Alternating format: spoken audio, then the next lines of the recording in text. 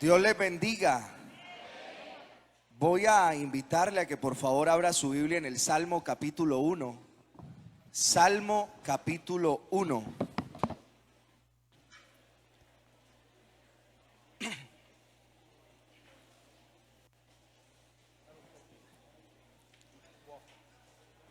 Salmo capítulo 1, lo vamos a leer de manera alternada, estos 6 versos que conforman el Salmo capítulo 1.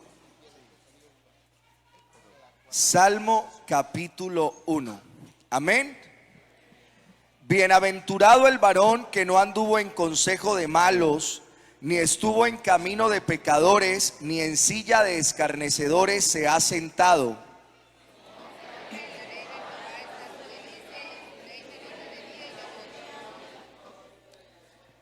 Será como árbol plantado junto a corrientes de aguas, que da su fruto a su tiempo y su hoja no cae, y todo lo que hace prosperará.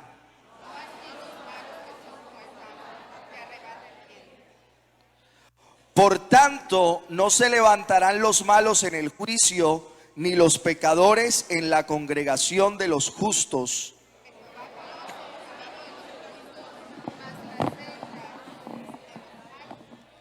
Amén. ¿Puede sentarse, por favor?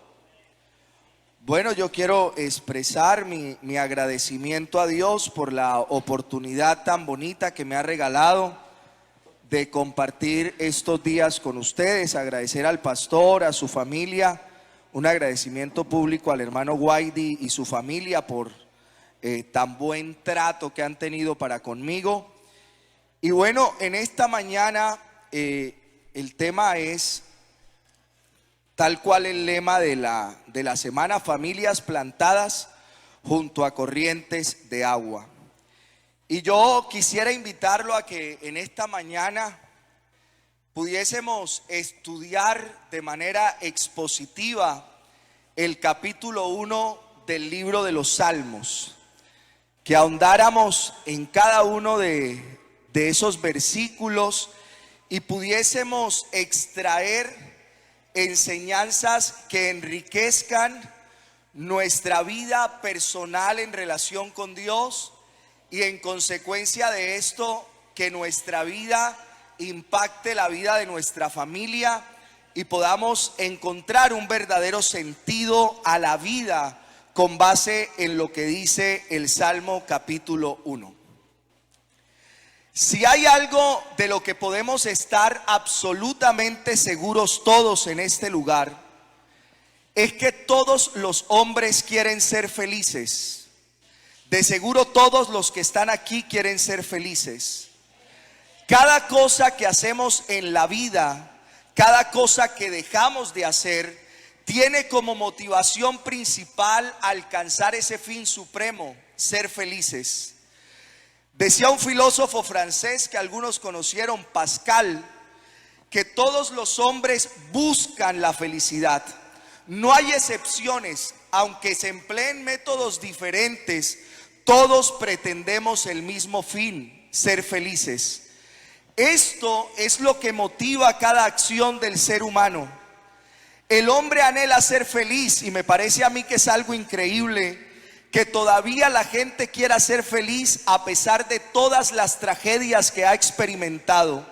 La raza humana a través de la historia se ha caracterizado por vivir en situaciones donde la adversidad es el único elemento presente en todos ellos, pero a pesar de todas las desgracias que nosotros vemos a nuestro alrededor y en nuestra propia vida muchas veces, nunca hemos dejado de anhelar ser felices. Factiblemente el anhelo de ser felices es lo que mantiene al hombre en movimiento constante. Es el combustible, la gasolina, el diésel, como usted lo quiera llamar, de todos los seres humanos. Ahora quisiera preguntarle, no me responda ahí en su interior, respóndaselo. ¿En qué consiste realmente la felicidad y cómo podemos alcanzarla? Déjeme ponérselo un poco más personal. Una pregunta a cada uno de nosotros en esta mañana. ¿Cómo puede usted estar seguro que al final de sus días va a mirar hacia atrás y no se va a sentir profundamente decepcionado al ver que desperdició y desgració la única vida que tenía y no alcanzó la felicidad? ¿Cómo puede usted estar seguro de que lo que hace hoy lo conducirá a que al final de sus días usted esté satisfecho con todo lo que hizo y se sienta que alcanzó la felicidad? El problema de estas preguntas es que nadie, absolutamente nadie, puede estar seguro de eso basado en su propia experiencia o en su propio razonamiento. Porque nuestra razón y nuestra experiencia son limitadas. Nosotros llegamos apenas ayer a la vida y ya mañana nos vamos de ella. ¿Cómo sabes entonces de que vas por un buen camino si desconoces el futuro? ¿Cómo sabes que decisiones que tomaste ayer y que vas a tomar en el día de hoy, en 15 o 20 o 30 años, no te van a hacer llorar lágrimas amargas? No tenemos ni la más mínima idea de lo que va a suceder con nosotros, ni siquiera en el próximo segundo. ¿Cómo vamos a saber qué va a pasar con nuestras vidas en 10 años? Pero hay un solo ser en todo el universo que puede darnos una respuesta autorizada y contundente a estas preguntas. Y es la respuesta de aquel que contempla la vida como un todo, desde su origen hasta el final. Aquel que conoce plenamente el propósito y el significado de nuestra existencia, porque Él fue el que nos creó. Y Él responde estas preguntas en los primeros 2 capítulos del libro de los Salmos. Pero hoy solo nos concentraremos en el capítulo 1. Y es importante aclarar que los salmos no se escribieron en el orden en que están en nuestras Biblias. El salmo más antiguo es el Salmo capítulo 90, que fue escrito por Moisés durante el Éxodo. Y el salmo más cercano a nosotros se escribió 1000 años después de este primer salmo, después del Salmo 1, cuando los judíos regresaron de la cautividad de Babilonia. Sin embargo, yo estoy seguro que fue el Espíritu Santo el que guió a quienes compilaron los salmos para darle el orden en que nosotros hoy tenemos las Escrituras. El Espíritu Santo quería que estos 2 salmos dieran apertura a todo este salterio. Los 2 primeros salmos son pilares gemelos que conforman la entrada de ese templo literario que son los salmos, invitando a los hombres a venir y adorar a Dios. El Salmo 1 exalta la ley de Dios y el Salmo 2 exalta al Mesías. El Salmo 1 comienza con una bienaventuranza para aquellos que honran la palabra de Dios y le obedecen. Dice el texto: cuán bienaventurado es el hombre que no anda en consejo de los impíos, sino que en la ley del Señor está su delicia. Y el Salmo 2 concluye también con una bienaventuranza para aquellos que honran al Mesías y se someten a Él. Cuán bienaventurados son todos los que en Él se refugian. Es como 2 paréntesis, y todo lo que está en medio de esos 2 paréntesis tiene que ver con la palabra de Dios y con el Mesías.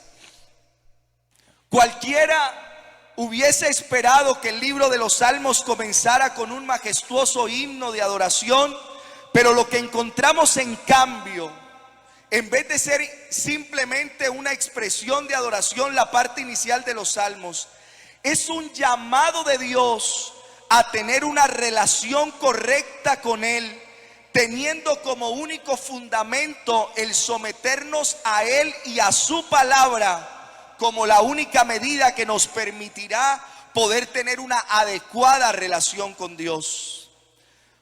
¿Por qué el libro de los Salmos, siendo un libro de alabanza, comienza así?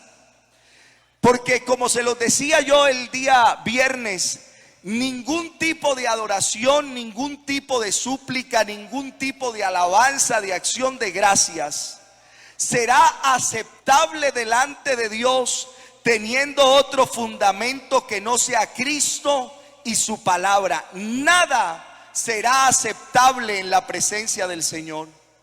Así que no había mejor manera de introducir este libro que mostrando la realidad de que en este mundo existen dos grupos de personas. Y de paso, no solo en el mundo, sino que aquí también en esta congregación solo hay dos tipos de personas. No hay ni tres, ni cuatro, ni dos y medio, solo dos. Estamos los que vivimos bajo la palabra de Dios confiando en Cristo. Y están también los que viven confiando en sí mismos, en su propia sabiduría, en sus propias opiniones o en su propio razonamiento. No hay otro tipo de personas, solo dos. O confiamos en Cristo o decidimos confiar en nuestras concepciones, opiniones, realidades, suposiciones. Así que podemos dividir el salmo en tres estrofas si fuese una canción. En los versículos 1 al 3, el salmista nos presenta el camino del justo. En el versículo 4 presenta el camino de los impíos. Y del versículo 4 en el final hasta el versículo 6 tenemos el destino final de los que conducen ambos caminos. De eso se trata este salmo, del camino de los justos y el camino de los impíos, y a dónde conducen estos dos caminos. El Salmo 1 del verso 1 al 3 dice: bienaventurado el varón que no anduvo en consejo de malos, ni estuvo en camino de pecadores, ni en silla de escarnecedores se ha sentado, sino que en la ley de Jehová está su delicia, y en su ley medita de día y de noche. Será como árbol plantado junto a corrientes de agua, que da su fruto en su tiempo y su hoja no cae, y todo, un absoluto, todo lo que hace prosperará. Es importante señalar algo antes de empezar, y es que cuando el salmista esgrime la expresión varón, no se refiere al hombre, se refiere al género humano. Así que usted, hermana, tómese personal lo que dice el Salmo 1. Varón se refiere al género, pero no al género humano, pero no al género hombre o género mujer. Por otra parte, otro detalle interesante es que la palabra que se pudiese traducir como bienaventurado en nuestro texto se encuentra en plural. No es bienaventurado, sino bienaventurados el varón que no anduvo en consejo de malos. Esta palabra bienaventurado significa pleno, dichoso, satisfecho, feliz. Y el hecho de que se encuentre con un sufijo en la palabra, es una parte de que le agregamos a las palabras al final. Existen prefijos y sufijos, prefijos antes, sufijos al final. Pero entonces es como si nosotros no dijéramos solo bienaventurado, sino bienaventuradísimo. O sea, ampliamos el concepto de bienaventurado y como que lo expresamos más grande. Así como cuando usted dice: esto no está rico, esto está riquísimo. Esto no está sabroso, esto está sabrosísimo.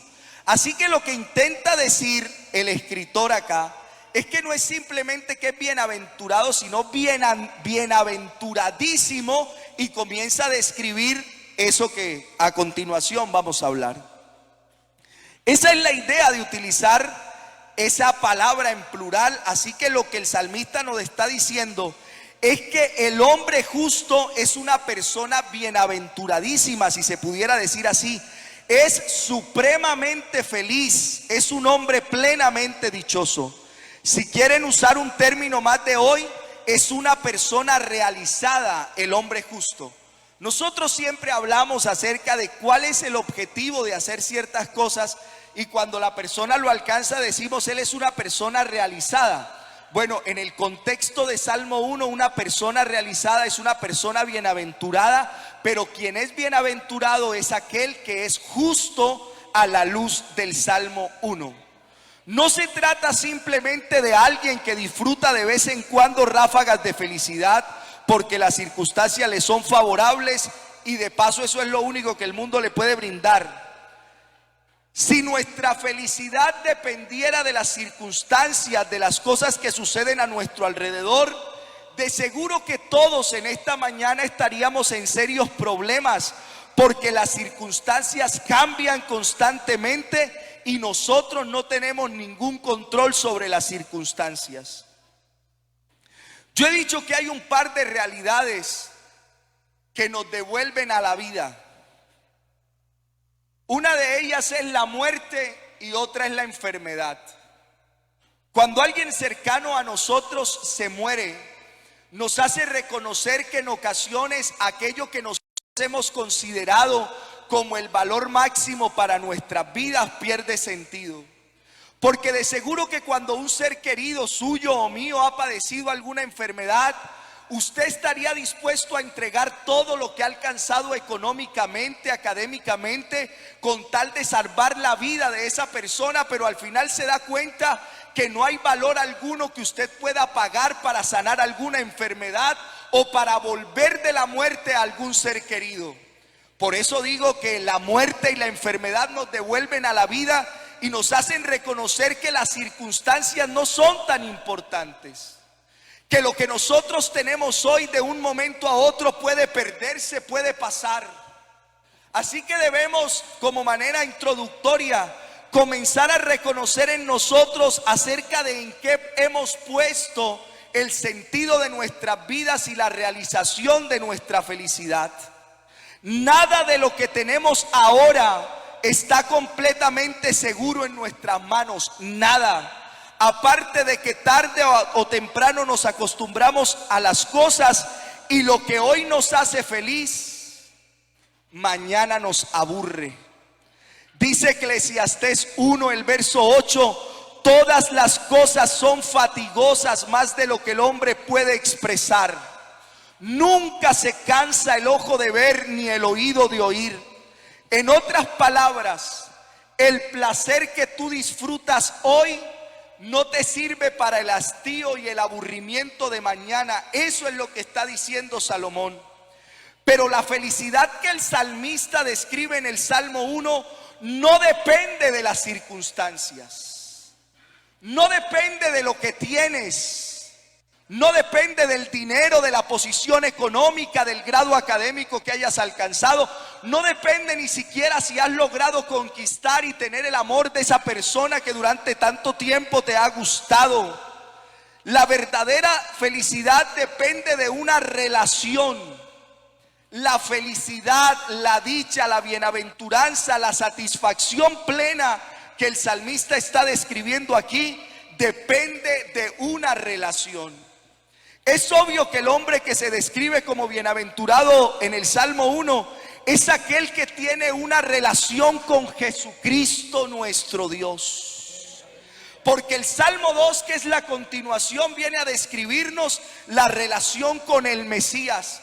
Y si hay algo de lo que nosotros podemos estar seguros fue de lo que le dijo Pablo a Timoteo: indiscutiblemente grande es el misterio de la piedad. Dios fue manifestado en carne. A nosotros no nos cabe ninguna duda que Jesucristo sí fue 100% hombre, pero Jesucristo es Dios por sobre todas las cosas, desde la eternidad y hasta la eternidad.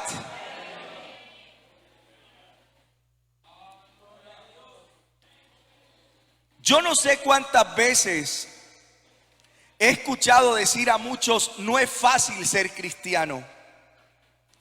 Y en ocasiones se lo he escuchado decir a cristianos como si el cristianismo fuera una carga muy pesada de llevar, cuando la realidad es que lo difícil es vivir sin Cristo. Así que no entiendo por qué a veces nosotros expresamos: es que ser cristiano es muy duro, es que ser cristiano es muy difícil, cuando lo difícil lo viven aquellos que no han conocido a Cristo y no viven para Cristo. No resulta nada fácil vivir sin Cristo. Es vivir sin esperanza y sin Dios en el mundo, como escribe Pablo a los Efesios en el capítulo 12, el verso 11. En aquel tiempo, antes nosotros estábamos sin Cristo, alejados de la ciudadanía de Israel y ajenos a los pactos de la promesa, sin esperanza y sin Dios en el mundo. Es cierto que nosotros no somos inmunes al dolor. Nosotros sentimos dolor. Por eso es que un cristiano puede alabar a Dios estando triste, porque nadie va a estar feliz cuando se le muere un ser querido, cuando la enfermedad lo agobia, cuando ha perdido su trabajo, cuando le han roto el corazón. Es imposible. Nosotros no somos inmunes al dolor, no somos inmunes a la tristeza, porque nosotros todavía estamos en un mundo caído. El pecado mora en nosotros, pero esa idea de que tenemos que soportar con entereza una vida insípida y aburrida y aún desgraciada de este lado del cielo hasta que lleguemos a la gloria y entonces podamos disfrutar del gozo, esa idea no es bíblica. Usted no está condenado a vivir aburrido, triste, amargado porque es cristiano. Eso nunca ha sido una verdad. El cristiano es bienaventurado aquí y ahora. El cristiano es bienaventurado aquí y ahora. Me agradan las palabras que dice el Señor Jesucristo. Yo he venido para que tengan vida y para que la tengan en abundancia. Aleluya.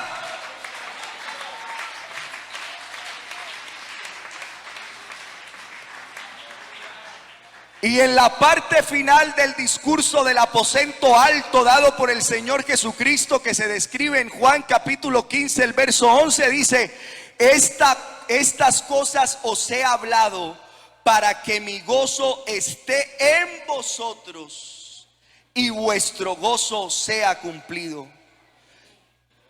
¿Oyó eso? Yo quiero que se lo guarde en el corazón. No existe en el mundo un mayor gozo y una mayor bendición que haber conocido a Jesucristo. No existe en el mundo, nada es comparable con el valor que tiene que nosotros hayamos conocido a Cristo. Si a mí me dieran la oportunidad de vivir en un multiverso y vivir 1000 vidas, todas las viviría con Cristo.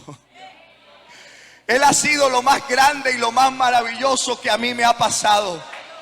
Él vino a darle sentido a mi existencia. Él vino a darle propósito a mi vida. Él vino a poner en orden todo lo que estaba mal en mi vida. El salmista en el Salmo 36 dice: cuán preciosa, oh Dios, es tu misericordia. Por eso los hijos de los hombres se amparan bajo la sombra de tus alas. Serán completamente saciados de la grosura de tu casa y tú los abrevarás del torrente de tus delicias, porque contigo está el manantial de la vida. En tu luz veremos la luz. Cuán bienaventurado es el hombre que disfruta eso. Pero ahora el salmista, luego de decir que el justo es un hombre bienaventurado, muy bienaventurado, plenamente satisfecho, él pasa a describir la vida de este hombre en términos negativos. Bienaventurado el varón que no anduvo en consejo de malos, ni estuvo en camino de pecadores, ni en silla de escarnecedores se ha sentado. Hay tres no.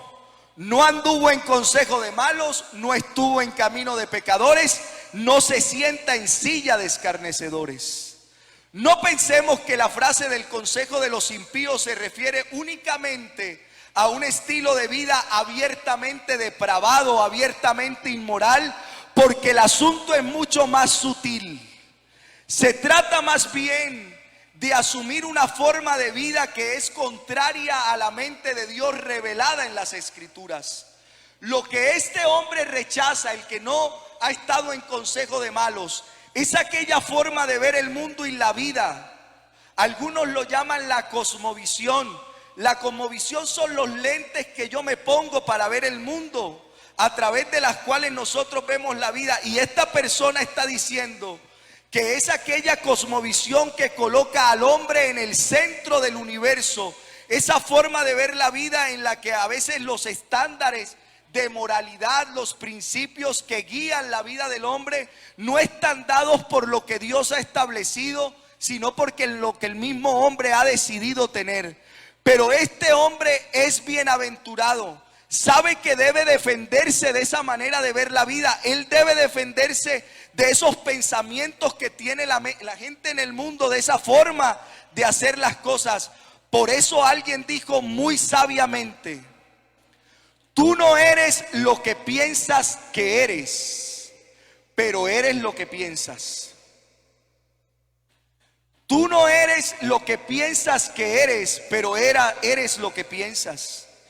El hombre bienaventurado está consciente que él no debe andar por el camino que transita la mayoría, porque él sabe que se va a enredar cada vez más y más en una maraña de pensamientos equivocados y de hábitos pecaminosos. Por eso hay una secuencia descendente. Comienza escuchando el consejo de los impíos y luego se detiene en el camino de los pecadores para andar con ellos, y finalmente termina sentado en la silla de los escarnecedores, los que se burlan de la fe. Lo que en principio para uno puede ser un pecado ocasional, que seguro usted alguna vez lo ha cometido, porque la Biblia habla de que nosotros pecamos, eso no es un secreto para nadie. Pero lo que en principio es un pecado ocasional, poco a poco se va convirtiendo en un hábito de vida. Y así tenemos a muchos en la iglesia que en algún momento tal vez se equivocaron, fallaron, pero no fueron capaces de alejarse de esa condición y se perpetuaron en una conducta pecaminosa, y eso se volvió un hábito a su vida.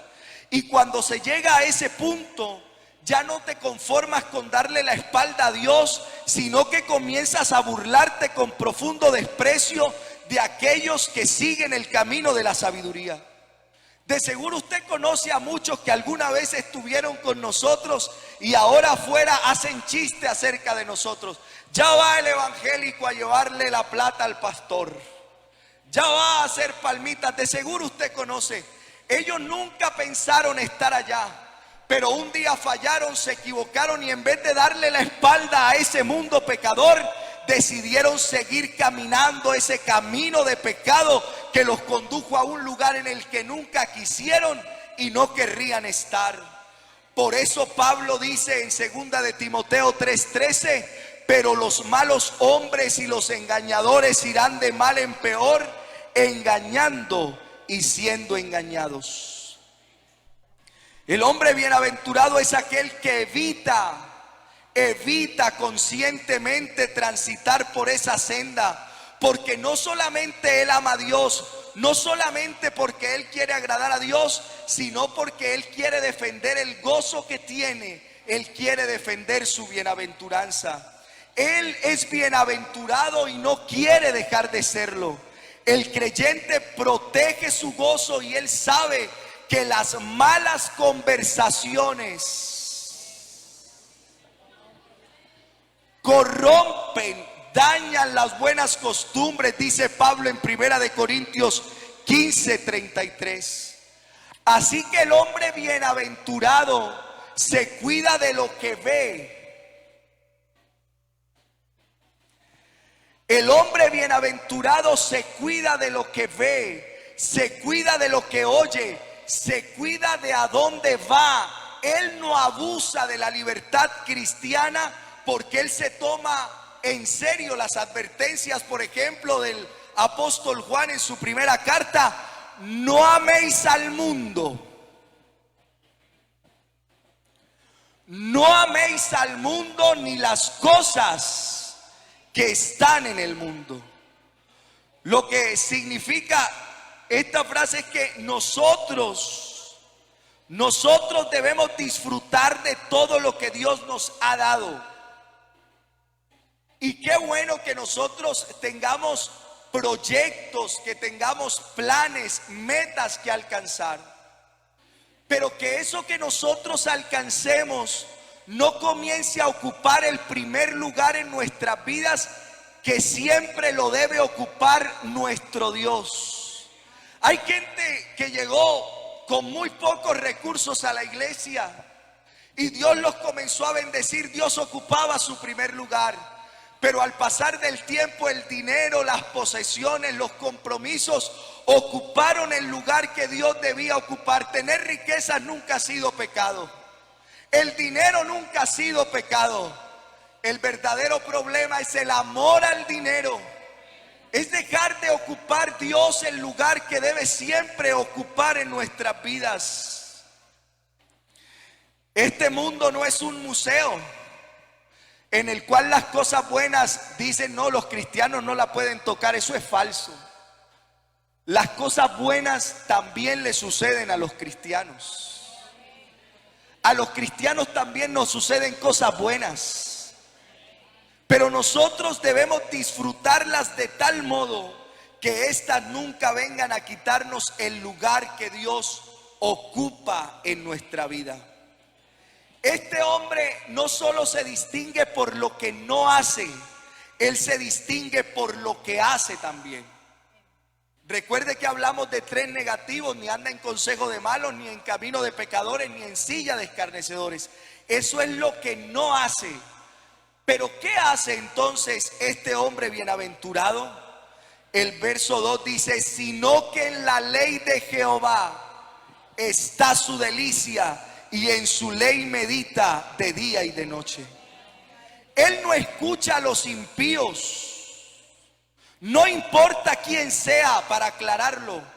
Todo lo que es contrario a Dios es el consejo de los impíos. Oiga, pero usted sí va a la iglesia, ¿no le parece que exagera? Oiga, usted sí dedica tiempo al estudio de la Biblia, no parece que exagera. Y aún entre nosotros hay gente que nos señala de ser o muy legalistas, o que excedemos nuestra consagración, que excedemos en las formas que nosotros adoptamos para agradar a Dios. Pero no es así. Todo lo que sea contrario a lo que dice la palabra de Dios es consejo de impíos. A mí me llama la atención las palabras que el Señor Jesucristo le dice a Pedro, uno de sus 12. Apártate de mí, Satanás.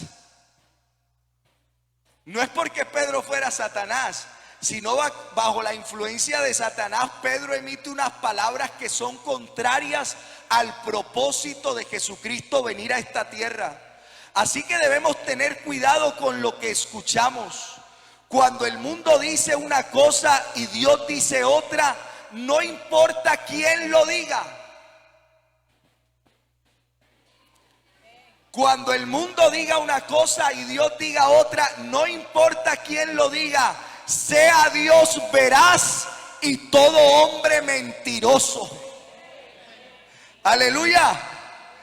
Él no escucha el consejo de los impíos, sino que en la ley del Señor está su deleite, y en esa ley medita de día y de noche. Esa palabra ley que aparece aquí es un término que refiere posiblemente a los mandamientos de Dios, pero también se usa en el Antiguo Testamento para referirse a toda la escritura, que hasta ese momento era la Torá. Hay un texto en el libro de Deuteronomios capítulo 17 que nos ayuda a entender qué es lo que el salmista podía tener en mente cuando dice esta frase. Dios le dice al pueblo de Israel de antemano que ellos no han llegado aún a la tierra prometida, que va a llegar un momento en que su historia será regida por una monarquía y ellos van a tener un rey, y que cuando ese rey se siente en el trono, lo primero que debe hacer el rey. Ellos eran un pueblo en ese momento dirigido por uno de sus caudillos. No habían nombrado al primer rey de Israel, que sabemos que fue Saúl. Pero antes de que llegue ese rey, el Señor les da unas instrucciones acerca de lo que debe hacer ese rey cuando llegue a ocupar el trono. Dice, y cuando se siente sobre el trono de su reino, entonces escribirá para sí en un libro una copia de esta ley, del original que está al cuidado de los sacerdotes levitas. Usted solo puede leer en Deuteronomio 17, 18.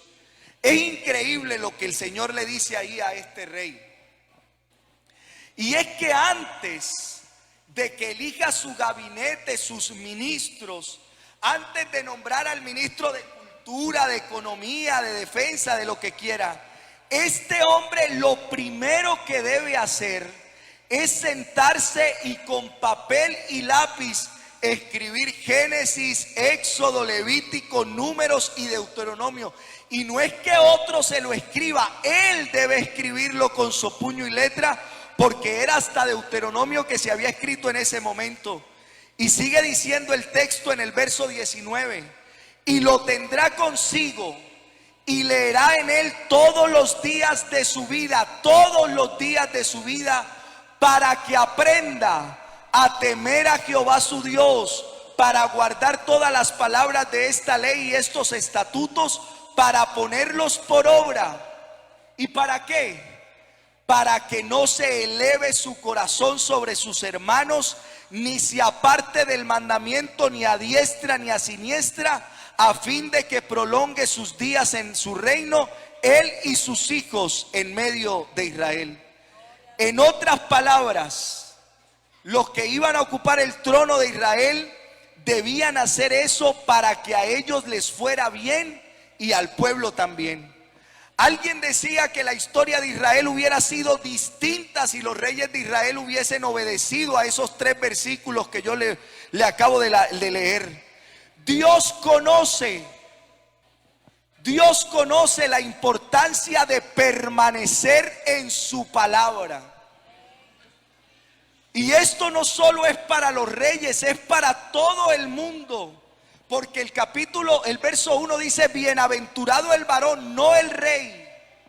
Así que ahora el hombre bienaventurado no es el que lee la Biblia como alguien pudiese pensar, como una lectura teórica.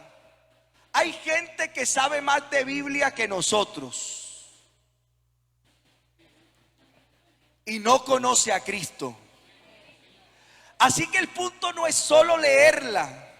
El salmista dice algo importante: se deleita en ella. Es que el que lee la Biblia no debe leerla como si fuese un libro cualquiera. El que lee la Biblia debe entender lo que esta palabra significa para nosotros. Es su autor presente en cada hoja que nosotros aperturamos y nos deleitamos en la lectura de ella. En el mismo libro de los Salmos, en el capítulo 119, hay varios textos que quiero traer a colación para que vea cómo debe ser su postura al leer la palabra de Dios. Mejor me es la ley de tu boca que millares de oro y plata, dice el verso 72. Oh, cuánto amo yo tu ley, todo el día es ella mi meditación, dice el verso 97. Y me agrada lo que dice el 103. Cuán dulces son a mi paladar tus palabras, más que la miel a mi boca. Nosotros por la Biblia no tenemos solamente un interés académico. No. Nosotros no nos deleitamos en ella pensando como cuando leemos una obra literaria. No.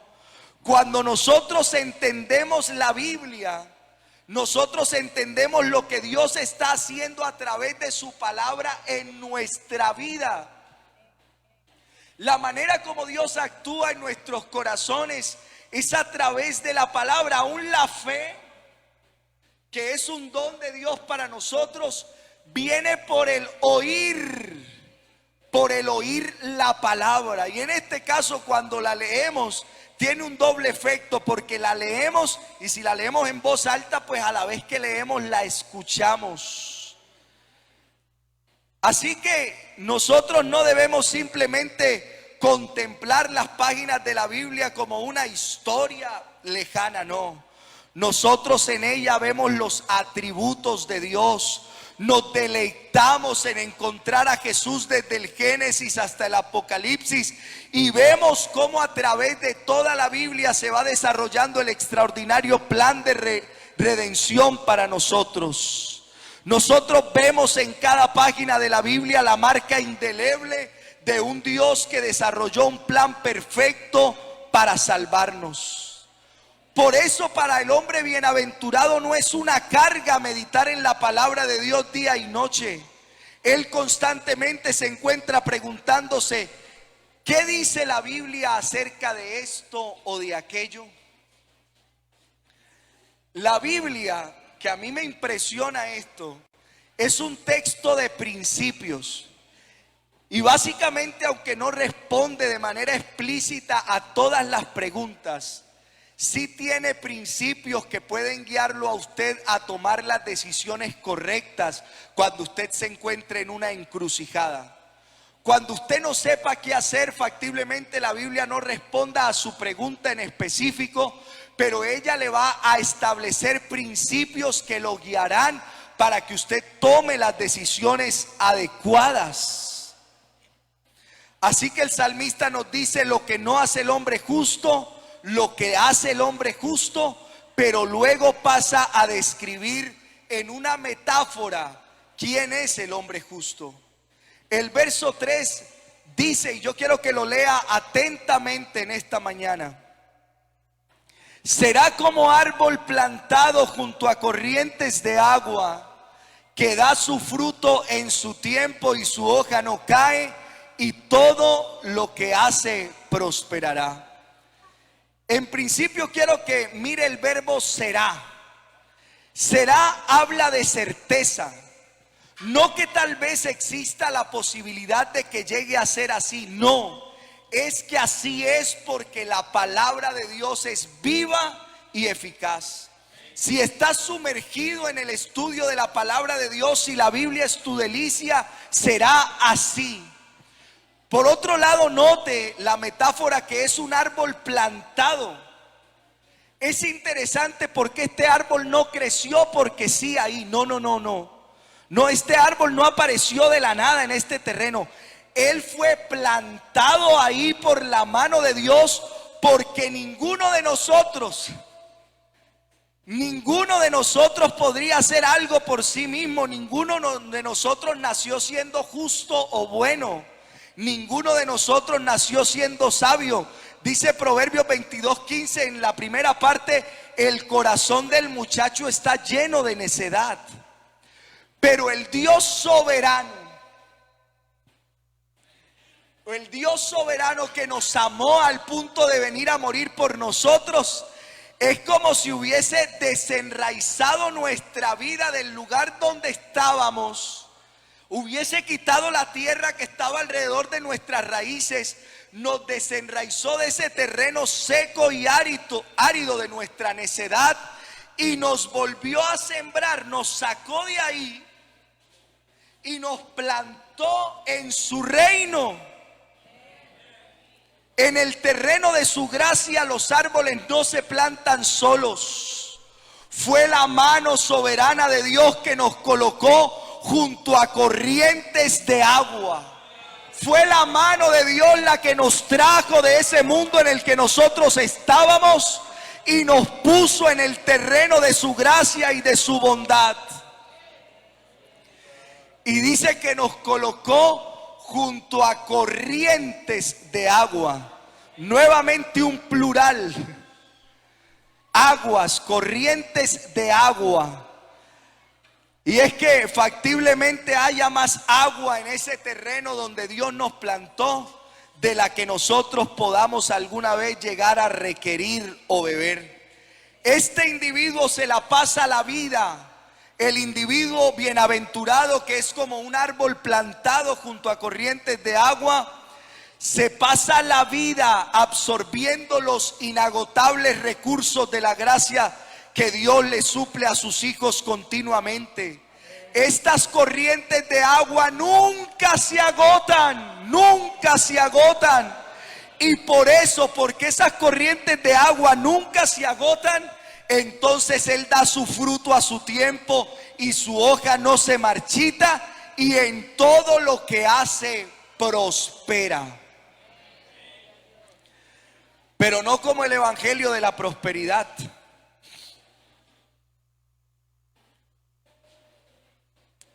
Que dicho sea de paso, el evangelio de la prosperidad no es ningún evangelio.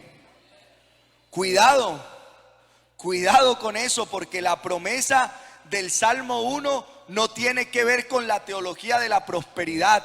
Venga, venga y se hace millonario, créale a Dios, siembre y recoja. Esa no es nuestra doctrina. Lo que está diciendo el salmista es que aún en medio de la sequía del mundo, en medio de lo árido que está el mundo, este individuo permanece vigoroso y verde espiritualmente hablando. Todo puede estar seco a su alrededor. La muerte puede estar rondando a su alrededor, el desespero por la situación económica, política y social. Pero este árbol sigue dando fruto. Todos los árboles alrededor pueden estar secos, pero el árbol del que se habla en el Salmo 1 estará verde y dando fruto para la gloria de Dios. ¿Y cuál es el fruto? Mire,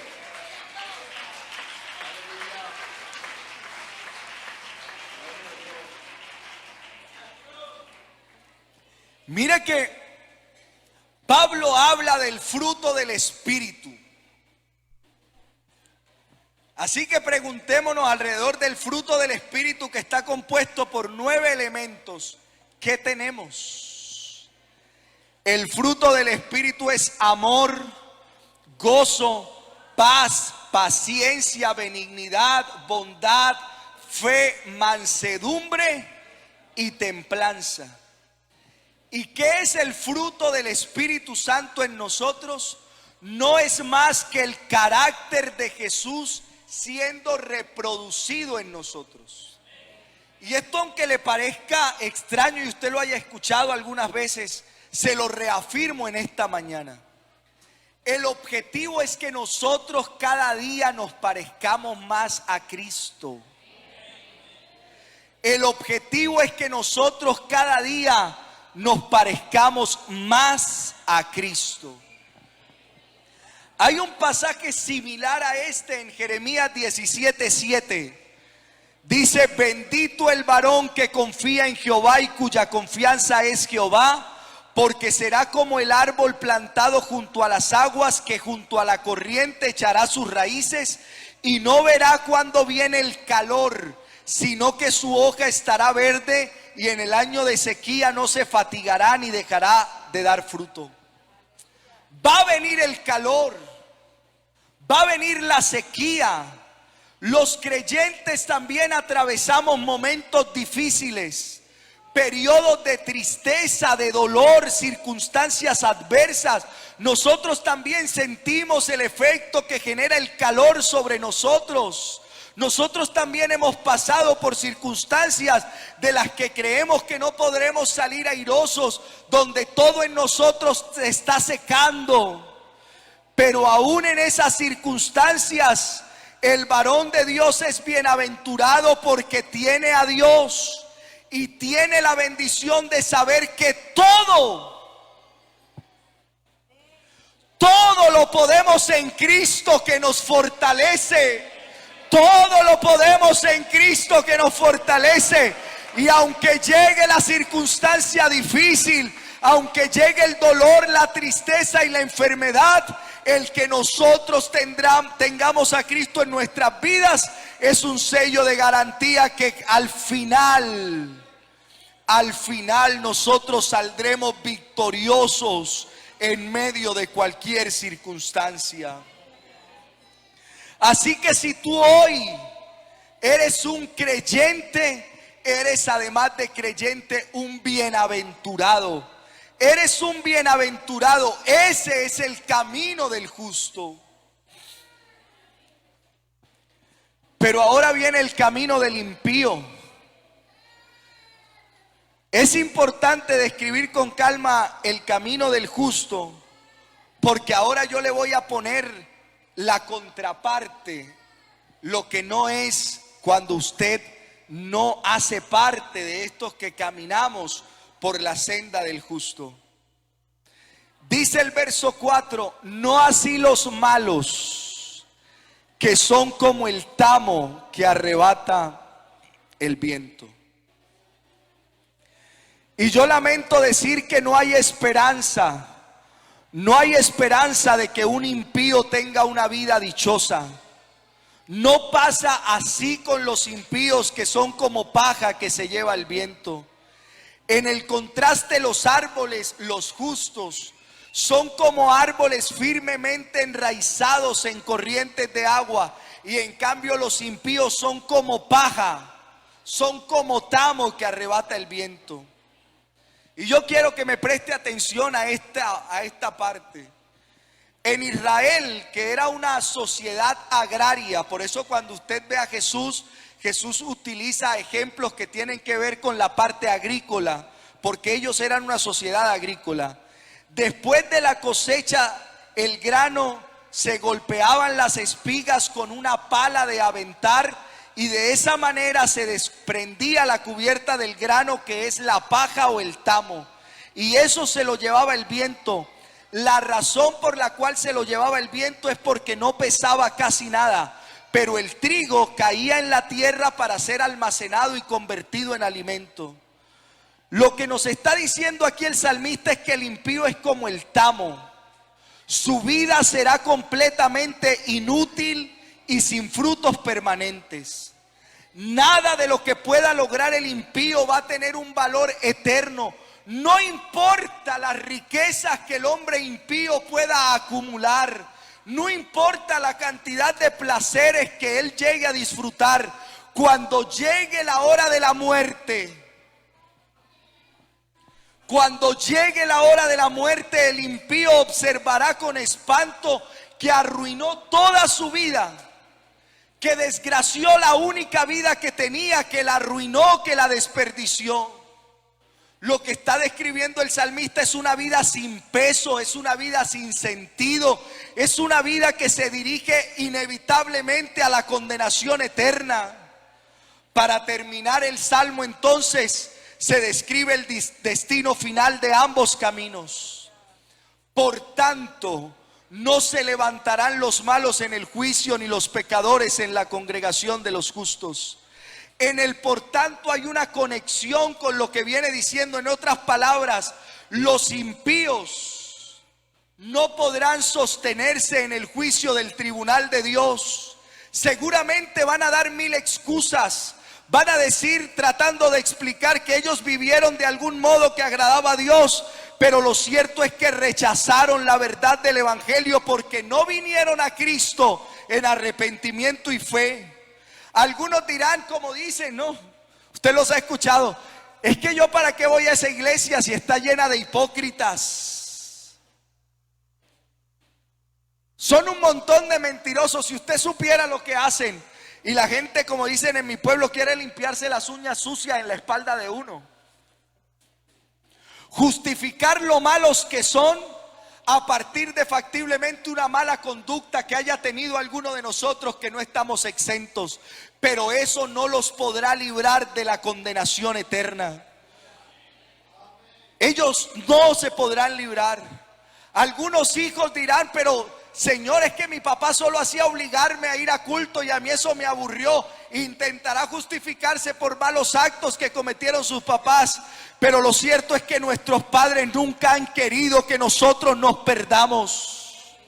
Si hay algo que entristece el corazón de un padre cristiano, es ver a sus hijos lejos del camino de Dios. Ellos nunca han querido que un hijo de ellos se pierda. Ninguno de los padres en este lugar quiere ver a sus hijos en las llamas del infierno, y aunque suene muy literal, así es. Ninguna excusa va a sostener al hombre en el tribunal de Cristo. Los pecadores serán separados por siempre de la congregación de los justos, como la paja es separada del trigo para ser quemada. Este fue el mensaje de Juan que usted ha leído en Mateo 3:12. Su aventador está en su mano y limpiará su era y recogerá su trigo en el granero y quemará la paja en fuego que nunca se apagará. No habrá equivocación en ese tribunal porque el Señor conoce el camino de los justos. Porque Jehová conoce el camino de los justos, pero la senda de los malos perecerá. Otra vez Dios está velando por los suyos aquí y ahora. Y seguirá preservándonos para llevarnos sanos y salvos a su presencia. Pero el camino de los impíos los llevará a su total destrucción y miseria en el infierno. Y yo quisiera preguntarle, no me responda. Respóndase usted. ¿En cuál de esos dos grupos está usted?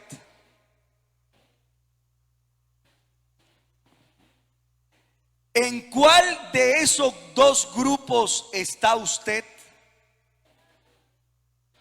¿Cuál es el camino que usted está transitando hoy?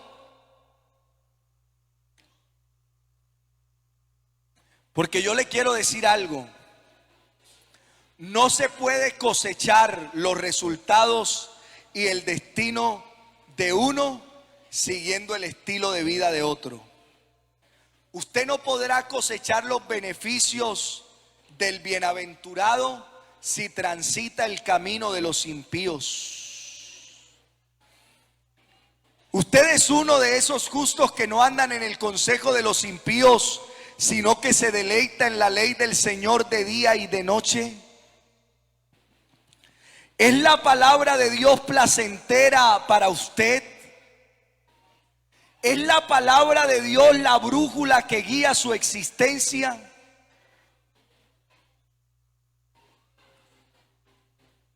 Yo quiero que usted ahí se tome un tiempo de reflexionar. Reflexionar, si lo intentáramos describir, es correrse un poquito hacia atrás para observar con mayor amplitud una realidad.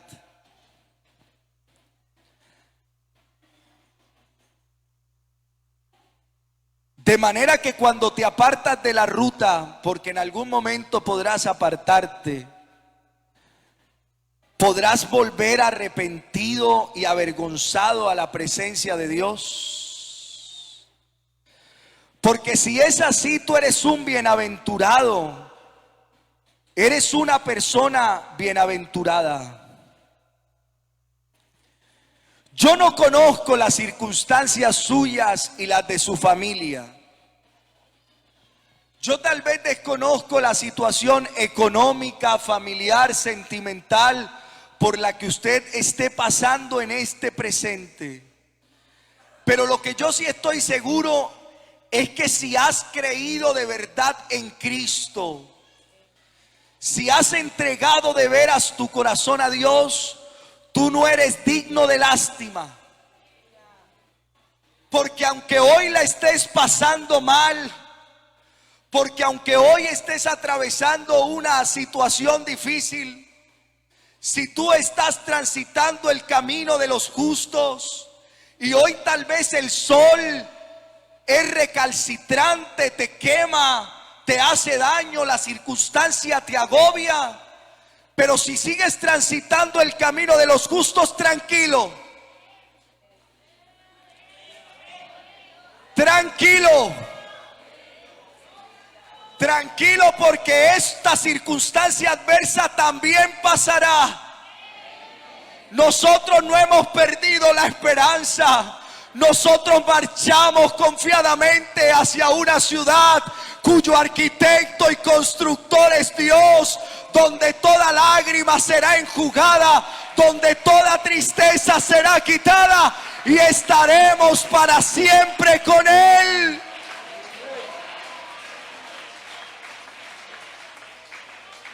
Oh, qué buenas las palabras que escribe Pablo a los Efesios. Bendito sea el Dios y Padre de nuestro Señor Jesucristo, que nos bendijo con toda. Eso es un absoluto. Yo repito eso de los absolutos porque es que usted debe entender que es todo o es nada. Todo es todo.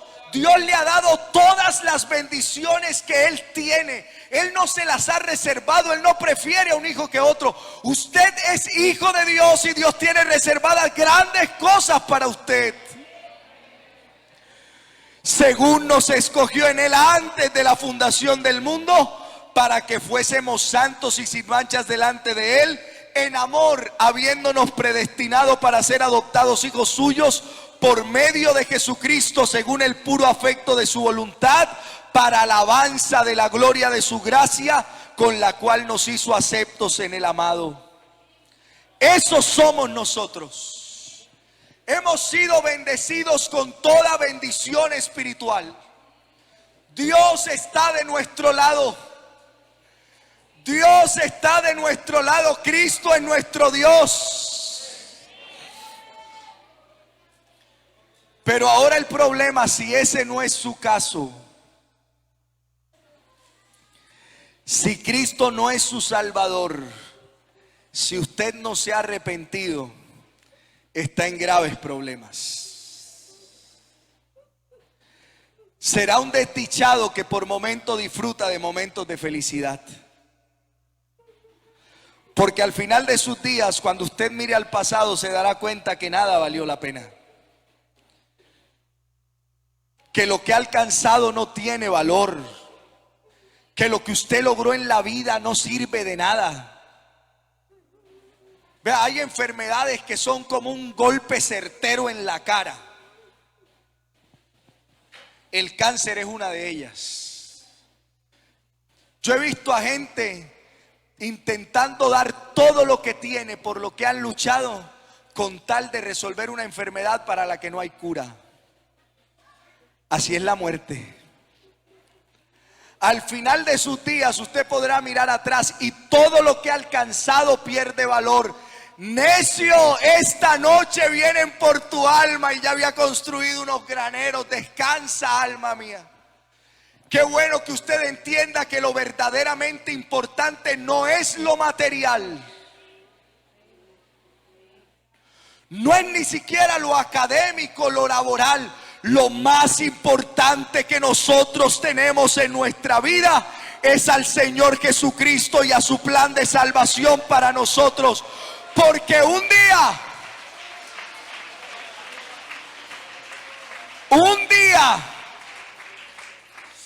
a mí me agrada pensar en esto. Un día Dios mismo, con voz de mando, con voz de arcángel y con trompeta de Dios, descenderá del cielo y los muertos en Cristo resucitarán primero. Luego nosotros, los que hayamos quedado, seremos transformados en un abrir y cerrar de ojos para recibir al Señor en el aire. Qué bueno que usted hoy se defina. Aleluya.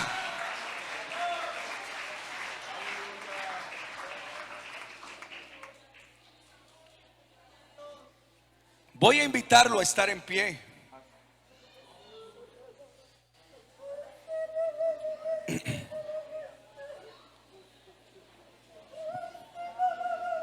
¿Quién es usted? ¿Es un justo, bienaventurado o es un impío? ¿Quién es usted? ¿Un justo o un impío? Yo quisiera invitar a alguien a este altar que quiera en esta mañana presentar ante Dios su queja. Que quiera en este día presentarse ante Dios con transparencia y con sinceridad, reconociendo que no ha hecho las cosas como debe. Reconociendo que no está transitando el camino de los justos. No pierda tiempo, por favor. Hoy hay esperanza, en esta mañana hay esperanza para usted. En esta mañana hay esperanza para su vida. Tal vez usted ha venido viviendo una doble vida. La gente cree que usted es, pero no es. No viva más así. No viva más así. En esta mañana hay oportunidad para que Dios restaure su vida y la de su familia. En esta mañana hay oportunidad para que Dios restaure su relación con Dios. No podemos seguir viviendo de un modo que desagrada a Dios y que nos conduce a un fin triste. Qué bueno que nosotros hoy nuevamente nos tomemos de esa esperanza bienaventurada y vivamos confiadamente, porque sabemos que estamos en el lugar en el que debemos estar. Aquí está Jesús en esta mañana. Aleluya.